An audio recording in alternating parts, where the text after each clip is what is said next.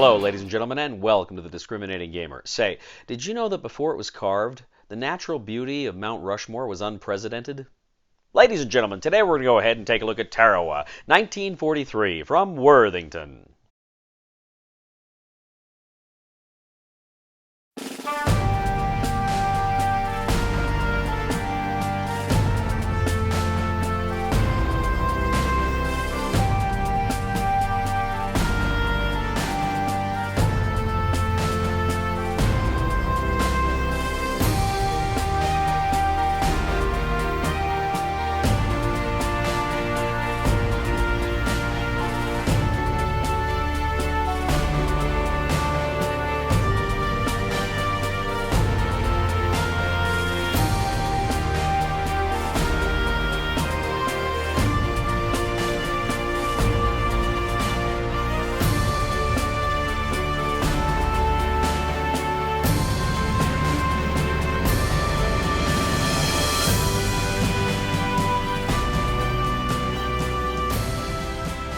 In Tarawa, 1943, from Worthington, one player takes on the role of the United States Marines as they attempt to take the island of Tarawa from the evil, evil Japanese.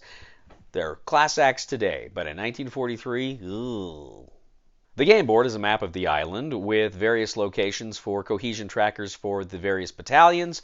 You're going to have spots for Japanese cards and the Marine cards, as well as spaces for a few other little goodies. The player is going to start by placing the yellow Japanese blocks throughout the island. Now, these are battalion level units, so they have 3 blocks to indicate full strength. Next, you're also going to put a number of your Marine battalions in the waves assaulting the beaches. Now, you're going to go ahead and have these grouped to be the, say, 1st Battalion of the 6th Regiment, or the 2nd Battalion of the 8th Regiment, etc., etc. Now, for the very first round, the Japanese are going to get a kind of a special attack, a fire attack on the Marines, but that's only the first round. Now, on the Marines' turn, they can draw 3 tactics cards. And they can draw 3, and they can never have more than 3 in their hand. They can always play a tactic card on their turn, and they can play a tactic on the Japanese turn. So they're always going to bring their hand up to 3 cards at the beginning of every turn.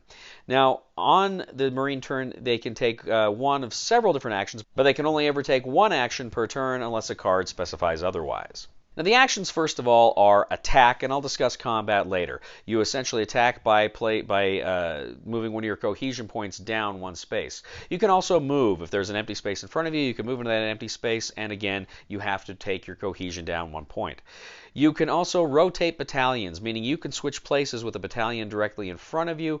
If you do that, just one of those battalions has to lose a cohesion point. You can place a new wave. Essentially, you start with 2 battalions in reserve. You can go ahead and place one of those battalions in one of the landing beaches. You can place it usually in those 3 main wave landing beaches. You have some options to place it in some of the other landing beaches if certain criteria are met. Now, you can also regroup. Essentially, you can just gain 3 cohesion points to any 1 battalion.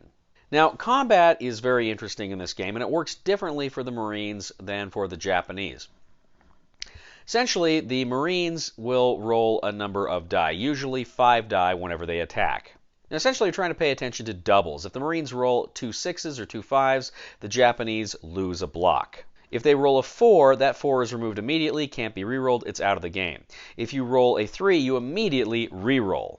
If you roll double 2s, then you actually lose a cohesion, and if you roll 2 1s, then you lose a block from your battalion. Now, once you've rolled, however, you take out all those 4s, but any die that are left, you can re-roll if you're willing to take another hit on your cohesion. So if you roll, say, 1 5 and 1 6, but not the doubles, you can try to re-roll die in order to hopefully get another one of those. And also, too, if you roll 2 1s, that's not going to be very good for you, so you're going to go ahead and try to re-roll those as well. Now, if you are successful in completely clearing Japanese blocks out of a location, you can automatically advance into that location, and the unit that is directly behind you, they can advance into your own location as well. Now, maintaining cohesion is very important, because as cohesion begins to break down, your unit may begin to break down. Essentially, if you ever get to 5, you have to take an exhaustion check. So you roll a die, and if the die is less than that number, you're okay. But if it's greater than that number, then that unit becomes exhausted. And you really can't do anything with them except try to regroup and get them back into fighting shape. But if they are under 5, you actually have to spend a cohesion in order to roll the die to do a cohesion check in order to get them back out of exhaustion and back into fighting shape once again. Now, on the Japanese turn, you draw a Japanese card, and these cards may do different things. For instance, they may create bunkers. Essentially, a bunker that you would place as a little brown cube, you place that next to the yellow cubes, and if ever they take a hit, they would lose a block. They just lose the fortification rather than one of their blocks. Some Marine cards, I think, allow them to construct those as well. There's also infiltration. If ever a Marine has a battalion that is not at full strength, there's an empty block placed there, the Japanese can put an infiltration marker in there, and the battalion must attack that before it can attack anything else. But critically, attacking is one of the things that the Japanese frequently do. Now, they launch fire attacks, and their fire attacks work a little bit differently from Marine attacks. So if the Japanese roll a single 6, that could result in the removal of a Marine block. However, if you roll a 2, it blocks that 6. If you roll a 4 or a 5, the unit attacked loses cohesion. If you roll a 3, you got to re-roll that one immediately. And if you roll double 1s, the Japanese lose a marker. If you roll a single 1, there's no effect. But the Japanese also have banzai charges. These are kind of the great rushes and melee assaults that the Japanese would do during the war. Now, during a banzai attack, a single roll of 6 will destroy a Marine battalion block. A roll of 5 or 4 will lower the Marine's cohesion. A 3 or a 2 must be re-rolled immediately, and a single 1 will destroy a Japanese block. Now, all the Japanese attacks kind of go off priority order. The various locations on the island are numbered, and typically a low Japanese number is going to attack a high American number. Usually, there's some other factors that come into play there, but typically those are the attacks that are going to go down. The player is going to go back and forth with the Marine assaults, with the Japanese defenses, and they're going to try to push further and further into the island. Now, some other cards may come up. Japanese may be able to move more units from other parts of the island to reinforce. The Americans can also get some reinforcements. The Americans can also get a bad intelligence card. They can lose a turn if that happens. So there's different cards that are going to come up for both sides. Now, the game ends in one of two ways. If ever the Japanese deck runs out, the game is over. Or if ever the Americans succeed in conquering every space on the island, the game is over. The Americans then, regardless of how the game ends, they go ahead and they gain 2 victory points for every location on the board that they have secured, as well as 1 victory point for every Japanese card not yet played. The Japanese gain 2 victory points for every Marine marker destroyed, 1 for every Marine marker that is exhausted, and 3 points for every position on the island they still control. Whoever has the most points wins! Tarawa, 1943.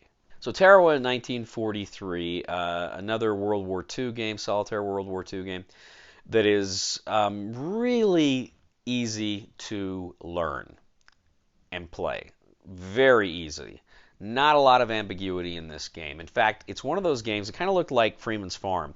If you just look at the board and somebody tells you it's a solitaire war game and you look at the spaces and you're just thinking, this doesn't look that interesting. It doesn't look like there's a lot of maneuver here. It doesn't look like there's a lot of choice in this game. How wrong you are. I loved Freeman's Farm, and that same kind of idea of the locations and where you're going, it's here. It's a little bit different, but despite the fact that you're limited on kind of what you would consider maneuver, you still have so much choice for attacks and regrouping and rotating, and there's a ton of choice here. Obviously, with the die roll, there's a lot of chance as well, but I love the die rolling system here that's like Freeman's Farm. It's like Chancellorsville, 1863, where you're looking for the doubles, right? The doubles are the thing. It's cool here, and I like, too, how you have the different combat for the Marines versus the Japanese, and the Japanese have the fire attacks and the bonsai attacks. It's very, very cool. The cards add some really fun and interesting spice and sugar to the game. Some of those things, like when the Japanese are suddenly able to reinforce or infiltrate, right, or build bunkers, and you've got cards that also let you, eliminate bunkers and whatnot. Very, very good. And the bad intelligence cards, when they come up, you just want to strangle someone. They're horrible. But the tactic cards are fun. Like I say, you've got the 3 tactic cards, and some of them are really powerful, some of them not so great. But I really enjoy playing with the tactics. I really enjoy the tactics in this game. This game is, in a word, phenomenal. This game is incredibly fun. I have had so much fun playing this game. It's tough. This is not an easy game to play. That is to say, it's an easy game to play. It's not an easy game to win, right? Those Japanese points are killer, and it's hard, and you really get a sense of the just attrition and just banging against these Japanese forces. And it's it's one of those things. Thank God you weren't there, because it would have just been miserable. But it's such a fun recreation, and it plays just smoothly. This thing drives like a Cadillac. It's just nice. It's just well designed and interesting and fun. It's scary, it's tense, and it gives you those choices. I don't care what game you're playing, you want tough choices, and this game does it, because you've only got the one action on your turn, and you got to spend it wisely. And those Japanese are just, man, they're brutal. But I love this game. I really, really like this game quite a bit. If I'd played this sooner, it certainly would have been in my top 10 games of 2021, no question.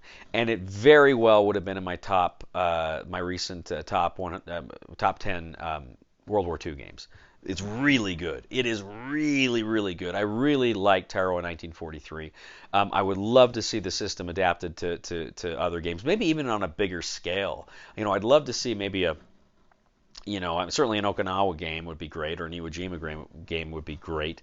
But I'd love to see something like, an Ardennes offensive game like this, or, a D-Day game like this, or the possibilities are endless here, and I sincerely hope Worthington puts out more games using this system, and I'm fairly certain they will, because it's too good to ignore. It's too good not to. Really a big fan of Tarawa 1943. Can't recommend it enough. Recommendation for the discriminating gamer: Tarawa 1943 is, yes, you're going to want to buy this one. Thank you once again for joining us today on The Discriminating Gamer. As always, we ask you to please leave a comment for us on YouTube, on BoardGame Geek, on our Facebook page, or on thediscriminatinggamer.com. We ask you to please like us on Facebook, subscribe to us on YouTube, and follow us on Twitter. Also, ladies and gentlemen, I'd ask you to please check out my other channel, that is Cody Carlson, PhD, where we talk about military history and fun things like that. Please like and subscribe that channel as well. And we'd also ask you to please give us a thumb to this video on BoardGame Geek. That also helps us out a lot. Ladies and gentlemen, speaking of things I'm in awe of, I recently read that in order to prepare to play an older Neo in Matrix 4, Keanu Reeves actually spent the last 2 decades aging, proving his commitment to his craft. Please somebody help me on my feet again.